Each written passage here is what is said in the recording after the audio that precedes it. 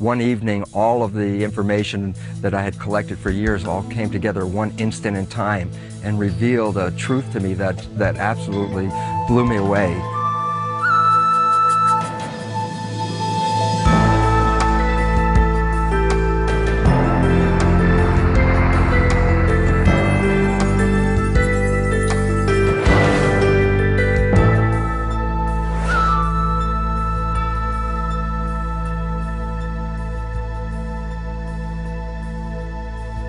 Dr. Bruce Lipton is a cellular biologist who focused his research on discovering how cells know what to do.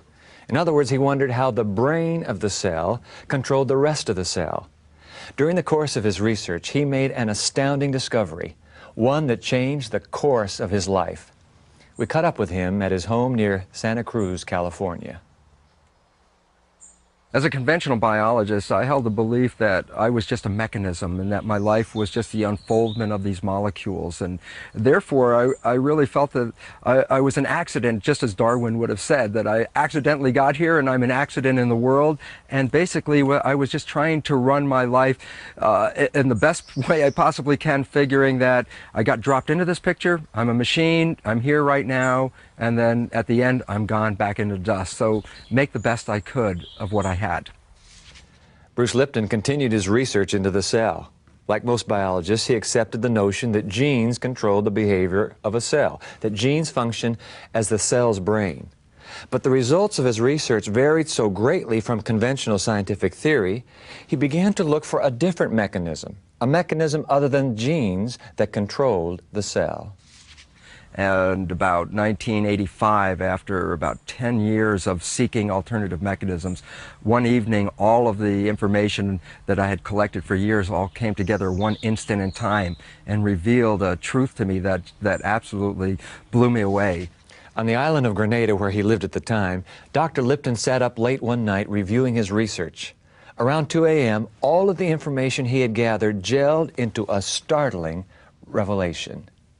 The exciting part was just before this revelation came, I was working on the understanding of the mechanisms that actually control biology, and I found that by then I already knew that the control was in the skin of the cell, called the cell membrane, which is the equivalent of our skin, in fact, and that I was understanding the mechanism. So I had described the structure and function of the cell membrane and had come down to three different points, bullets about the understanding. And these points were: the cell membrane is a liquid crystal, the cell membrane is a semiconductor, and the cell membrane possesses gates and channels. So I write these down, sit back, and then read this and say, the membrane is a liquid crystal semiconductor with gates and channels. And all of a sudden, my whole life changed, because I said, I've heard this phrase before, but it's not a biological phrase.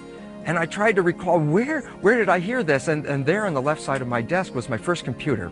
And sitting right next to it was a book from Radio Shack, a simpleton book on understanding how my computer worked. And I opened up the book, and on page 3 in the introduction of this book is a description of a computer chip. A crystal semiconductor with gates and channels. And all of a sudden, it just hit me. I said, the cell membrane is a computer chip. And the cell nucleus, where the genes are, is a hard drive where the genes were programs. And all of a sudden, it became perfectly clear that the environment was typing on the keyboard, which is the surface of the cell, drawing up programs from the genes to match the environmental signals. So as I perceive the environment, I select genes that will adjust my physiology and my body to meet that perception. The significance? What I believe is what I become.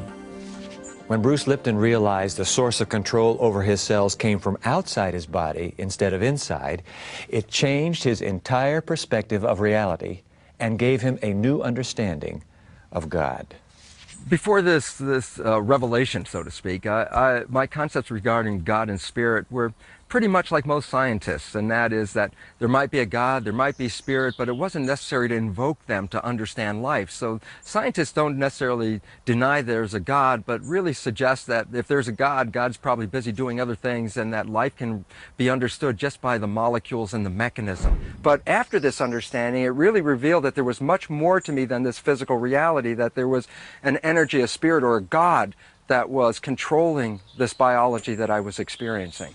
With this new understanding, Dr. Lipton felt he had discovered, in a sense, the secret of life. And his excitement over that discovery brought about dramatic change. As a scientist, I work in my head doing all kinds of calculations, data, and all the experimental understanding, hypotheses, etc. But by the moment this realization of the mechanism of what actually controls life, when that actually hit me, there was a complete and profound physiological change in my body that actually I went from my head into my heart.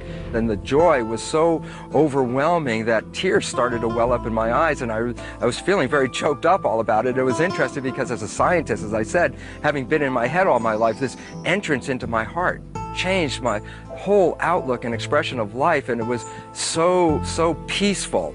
And the peace that came over me was, for the first time, I actually saw that I was more than just this body. For Bruce Lipton, the biology of a cell persuaded him that God exists. When we come back, we'll meet a former atheist whose pathway to God began with a study of physics.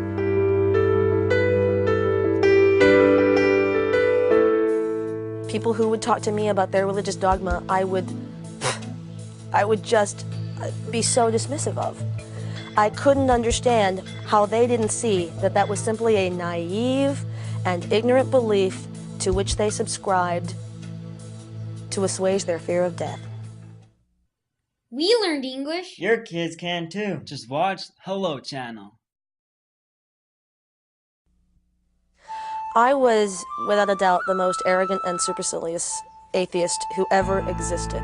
I was like the recent ex-smoker who walks up to other smokers and tells them how they're wrong and they should stop doing it and how I've learned so I know they can learn. How does one become an atheist? Why does a person get so committed to disbelief in God they want to change the mind of everyone they know? What could possibly have made Christine Casey, when she was 13 years old, reject the very existence of God? My father at that time was an alcoholic, and a pretty abusive alcoholic, and it was a real struggle to deal with that. I remember after a particularly harsh confrontation, I vividly remember turning to my mother with tears in my eyes and saying, if a God exists that lets this kind of thing happen to people, that's not a God I'm willing to believe in. And that was it. That was the break. It was that abrupt a decision for me. Her mother, a conservative Christian, was dismayed by Christine's decision. She hoped Christine would find peace and comfort through faith in God. But Christine found the comfort she needed not in her mother's church, but in the intellectual pursuit of science. Science did not judge me. And in the same way that I had been taught that God and religious dogma judged us as individuals. Science only judged the world as it saw it. And so there was sort of an intellectual egalitarianness to science and scientific study. And it was incredibly appealing to me. It was calming, it was non-confrontational, and it was about the world around us rather than the world inside us. In college, Christine took a physics major and delighted in challenging any religious person who happened to cross her path. People who would talk to me about their religious dogma, I would just be so dismissive of. I couldn't understand how they didn't see that that was simply a naive and ignorant belief to which they subscribed to assuage their fear of death. Content in her scientific worldview, everything was fine for Christine until one day, in physics class, something happened. So I'm sitting in an undergrad physics class, and my professor is doing an example and showing us how basically rocket propulsion works and equal and opposite forces and etc. He's taken a red wagon and he has strapped a fire extinguisher to it, and he sits down and mounts the red wagon, and he's holding onto the handle and he's holding onto the nozzle of the fire extinguisher and hitting it, and of course that's making him fly, accelerate across the room. Basic propulsion, basic natural laws. And I remember asking him why. Well, why does this work? And he said, this is how it works. And I said, well, great, I get that this is how it works, and I understand how the math defines that. But why does it do that? Why does it consistently do that? And he said, Christine, science doesn't tell us why. Science just tells us how. I was stunned. So I spent several months in a great deal of confusion after this epiphany, until eventually I realized that whatever it is that we believe strongly in requires an element of faith. So in a lot of ways, I've actually moved away from science. In being able to make a decision to place my faith where I chose, science became relegated to a more natural and simple place in my life. And that was fine. That was good. It still has a beautiful value for me. When I look up at the stars at night and I think about the natural forces that define their movement and their relationship to each other, that's very awe-inspiring to me. And it's inspiring to me that we as human beings can understand a little of it. It is equally inspiring to me that those natural forces are in some way elements of God. They're elements of the whole universe that we can't yet define and that we can't yet understand, but that is out there for us to discover. Christine has come a long way, from an abusive childhood, through atheism, and finally to spirituality and God. Through it all, she has maintained her love for science. She also says that faith in something greater than herself helps her overcome fear, even the fear of abuse. We asked her how she sees God now, in a world where pain is so prevalent. I reconcile the simultaneous existence of pain in the world and God really easily today. I think that as human beings, and especially in our Western culture, we're taught that pain is an awful thing to be avoided at all costs, and that comfort is the thing to be sought. But the truth is that pain is opportunity.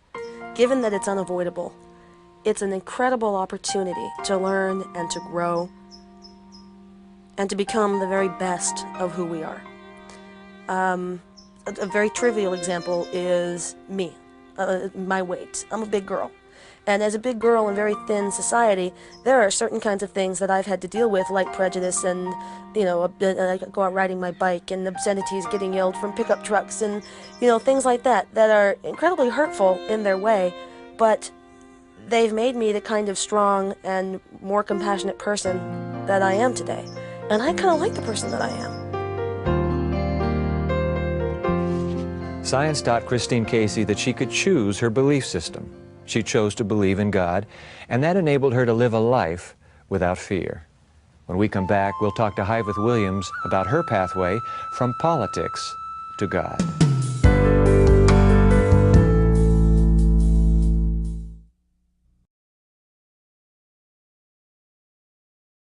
Hello. Hello. Hello. Hello. Hello.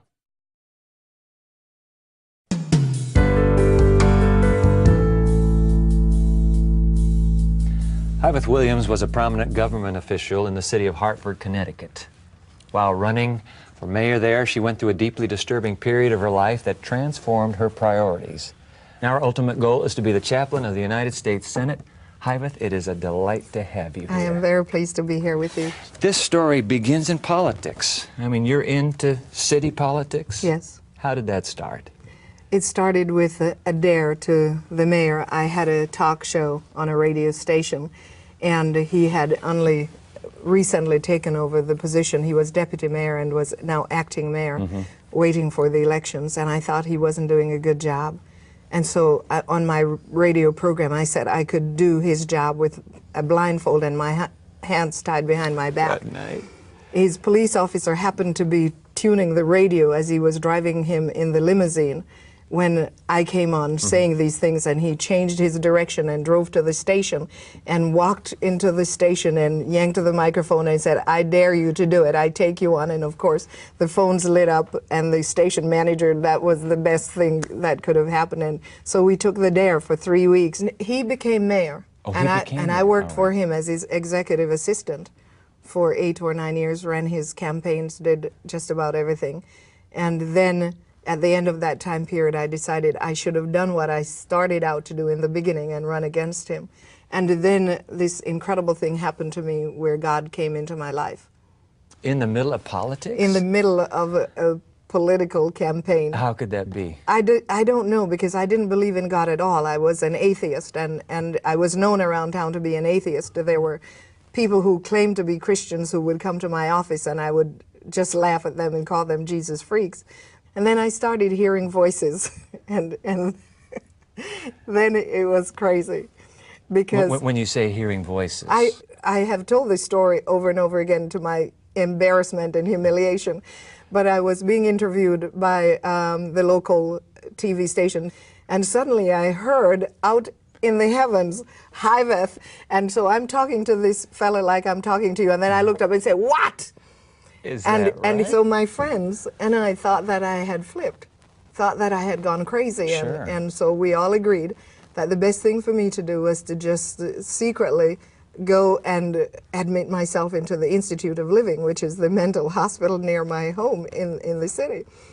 And we were really determined to do that, except that God sent someone with a Bible to me before I went to the mental institution. When you say God sent someone knocked on your door? No, or showed no, up in it your didn't life, happen or- that way. Yeah?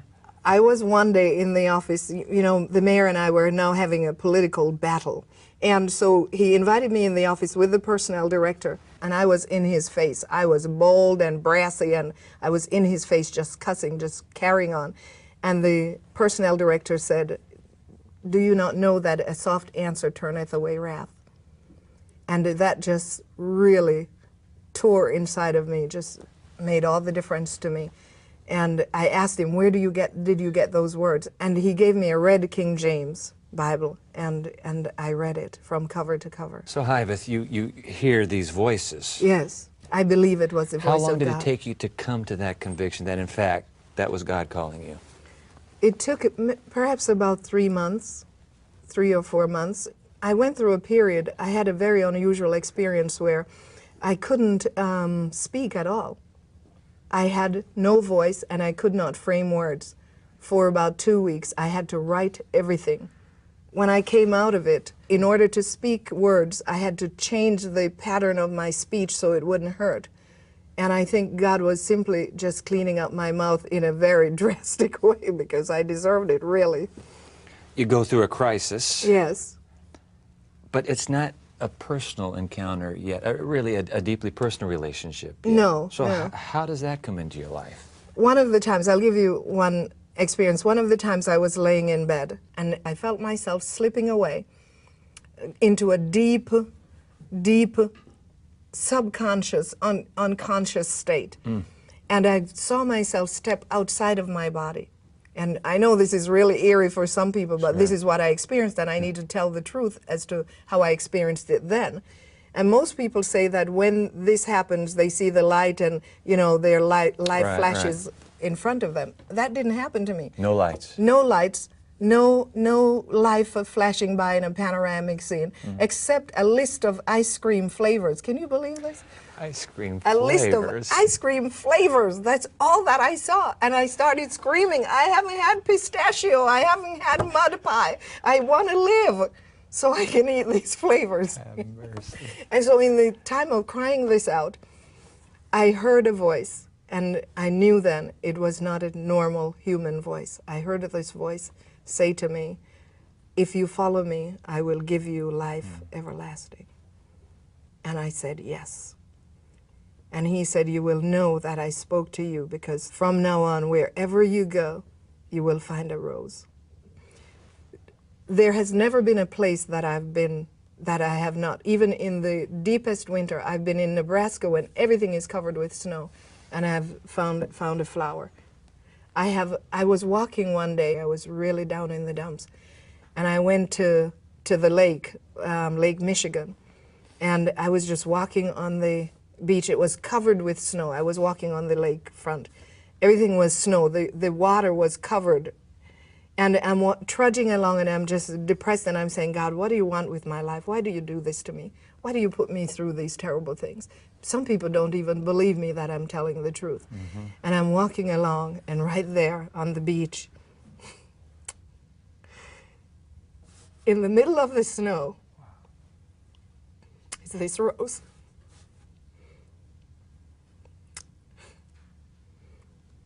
And I just knew that God had spoken to me and that He called me. And Beautiful. it's just... So your life has never been the same since. My life has never been the same since.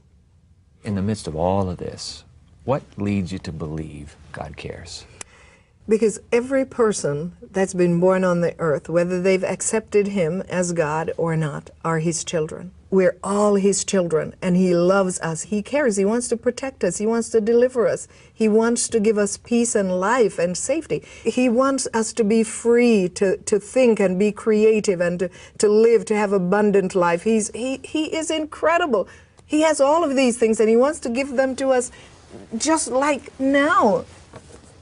He's been giving them to me. That's why I'm appealing to anybody who's watching. Take my word for it. I didn't read this in a book. I wasn't taught this at the seminary. I am telling you what I know for sure. This I know.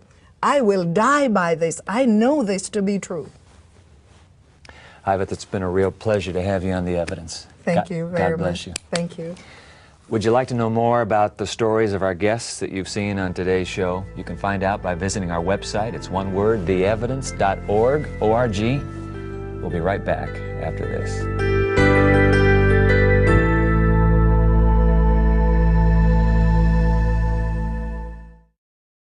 Learn English on your level, in your home, on your schedule.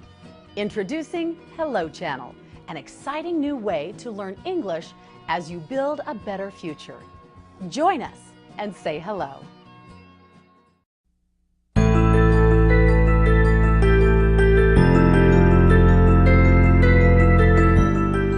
After listening to people talk about their journey toward faith, it's clear that we choose our belief system more than it chooses us. It's not just something that gets dumped on us.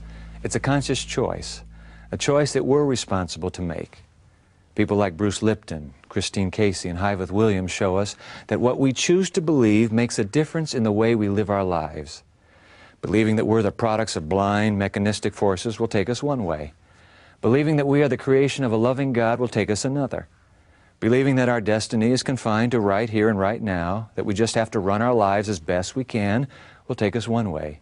Believing that we have a destiny that transcends history will take us another. When it comes down to a choice between putting my faith in chance or putting my faith in God, the choice is clear. I choose God. I'm Dwight Nelson. Join us next time for more of The Evidence.